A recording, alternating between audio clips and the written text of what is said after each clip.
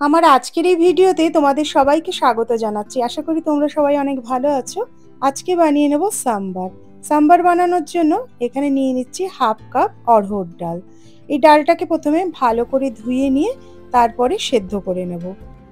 ডালটাকে প্রেসার কুকারের মধ্যে দিয়ে মোটামুটি 3টে সিটি দিয়ে নিলেই এরকম সেদ্ধ হয়ে যাবে। এখন একটা কড়াইয়ের মধ্যে ট্রান্সফার করে নিয়েছি। ডালের মধ্যে কিছু সবজি দেবো। নিয়ে নিয়েছি কুমড়ো, বেগুন, সজনের ডাঁটা।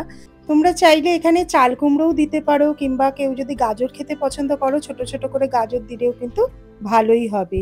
দিয়ে দিচ্ছি কিছুটা নুন, হলুদ। এবার সবজিগুলো ডালের মধ্যে সেদ্ধ হবে, সেই জন্য এবার দিয়ে দিচ্ছি কিছুটা জল। সবজিগুলোকে একবারে ডালের মধ্যে দিয়ে সেদ্ধ না করাই ভালো, কারণ প্রেসার কুকারের মধ্যে অনেক সময় ডাঁটাগুলো ছেড়ে যায়। সেই জন্য একটু ছোট ছোট করে টুকরো করে নিলে কি হয়, পরে ডালের মধ্যে ইজিলি সেদ্ধ হয়ে যায়। যতক্ষণ সবজিগুলো সেদ্ধ হচ্ছে ততক্ষণ একটা প্যানে আর একটু তেল দিয়ে নিলাম।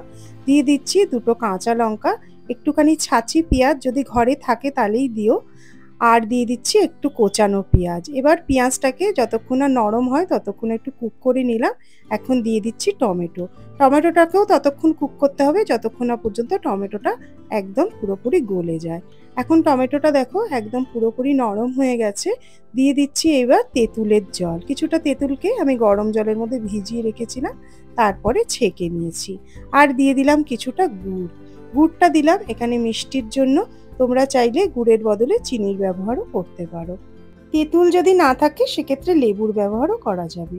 এখন এটা দেখো গুড় টুড়গুলো গলে ভালো মতো ফুটে গেছে। এবার এটাকে ডালের মধ্যে ট্রান্সফার করে দিলাম। সবজিগুলোও কিন্তু এখন ডালের মধ্যে ভালোভাবে গলে গেছে। এবার দিয়ে দিচ্ছি সাম্বার মশলা। এখানে বড় চামচে 3 চামচ মতো দিলাম। তোমরা তোমাদের টেস্ট ওয়াইজ দেবে। 3 থেকে 4 চামচ মতো কিন্তু দেওয়া যেতেই পারে। এবার কনসিস্টেন্সিটা ঠিক করার জন্য অল্প একটু জল আর একটু নুন দিয়ে আর একটুখানি ফুটিয়ে নেব। আমি সাম্বারটা একটু ঘন পছন্দ করি বলে একটু ঘনই রাখবো। তোমরা তোমাদের পছন্দ মতো কনসিস্টেন্সিটা ঠিক করে নিও।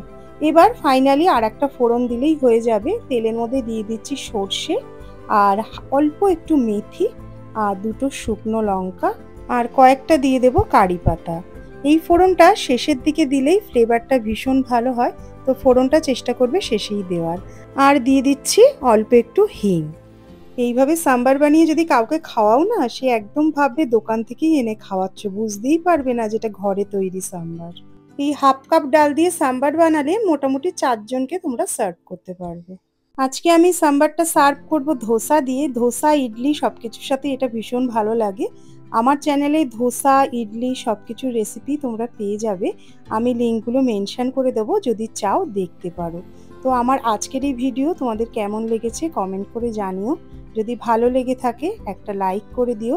তোমরা কে কে সাউথ ইন্ডিয়ান ডিশ পছন্দ করো সেটাও আমাকে কমেন্টে বলো। আর আরও কিছু সাউথ ইন্ডিয়ান রেসিপি দেখতে চাইলে সেটাও কমেন্টে জানাতে পারো। আমি সাধ্যমতো চেষ্টা করব।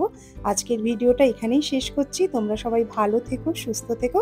তোমাদের সাথে আবার দেখা হবে নতুন ভিডিও নিয়ে।